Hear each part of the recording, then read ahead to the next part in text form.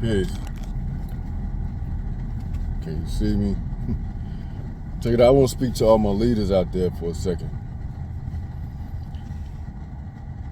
There are leaders and there are followers. You know, you fit in one of the two categories. And most real leaders, they or business owners, you don't really want employees. You want owners. You want people that can do what you do so you don't have to be there. Ultimately, and it's like, if people act a certain way when you're around and another way when you're not around, well, pretty much that's how it's going to go. But you want them to do a better job when you're not there than they do when you are there. When you are there, they might can lean on you a little bit. But this is the point I want to make. You got some people, they like, well, you know, I had to pay dues. Like I had this one supervisor, whatever. He's like, man, I had to go through this. They made me go through this. Blah, blah, blah. You guys are gonna have to go through some things. I was like, whatever. You know, I had another example in my life. Brother was just like, you know, we had to pay dues. This is my point.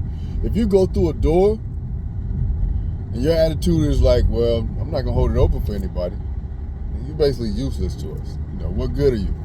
Because you're basically saying everything you did was only good enough for you to get you where you went. I have another example. This brother's like, well, I went through that, so hopefully you wouldn't have to go through that. In other words, he's looking at what he went through should be enough to pay for the next person or the next person. That's what you call opening doors. When you get to a door I went through, it's going to be open. It's definitely not going to be locked. This is my point. When I open the door, I'm taking the door off the hinges. I'm that type of person. I'm that type of leader. It's coming off. You feel me? I'm taking it, and I'm not talking destruction. It's build and destroy. 8. The number 8, Kobe. It's build and destroy, okay? It's construction. Like I had a brother by the name of BDK, he said, if there's any criticism, it's constructive criticism. You understand? And so that's, you know, that's just what it is. If I'm coming through the door, I'm taking the door off the hinges. I'm going to replace that door because I'm not going to just leave a hole. You feel me? I'm going to replace that door with automatic doors. If it's wood or metal and it's a solid door, I'm taking it out. And I'm putting transparency, okay? So when you get in a close enough proximity, the door is just going to open.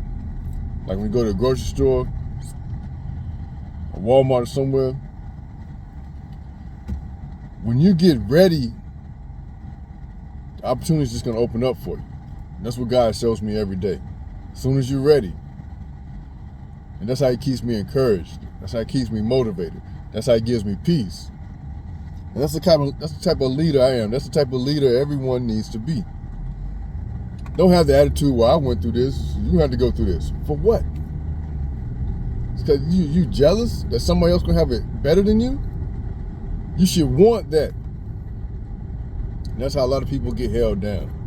A lot of people try that with me. Everybody can't go, everybody's not a leader. You know what I'm saying? If you're going to a certain level and they see they can't follow you, they want you to stay down so they can stay attached to you. Like an eagle and a crow.